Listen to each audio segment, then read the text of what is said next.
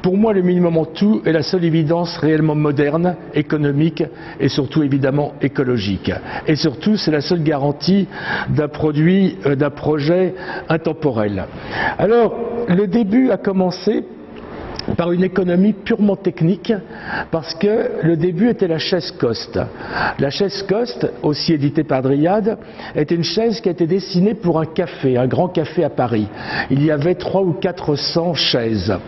Et le café n'était pas très grand, il y avait beaucoup de monde.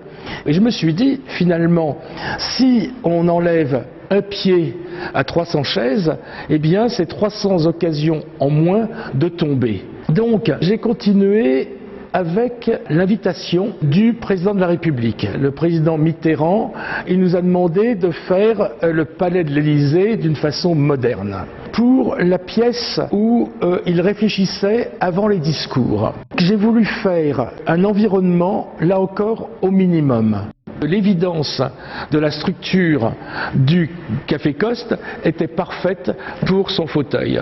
C'est-à-dire qu'on a un fauteuil extrêmement confortable, extrêmement économique avec un grand E, et qui est d'une discrétion élégante. C'est drôle que à la fois la première expérience était pour qu'un garçon de café ne tombe pas, et l'autre expérience était pour qu'un président de la République ne pense pas, ne dise pas de bêtises lors de décisions importantes et de discours importants. C'est drôle que deux éléments fonctionnels complètement différents arrivent à la même conclusion.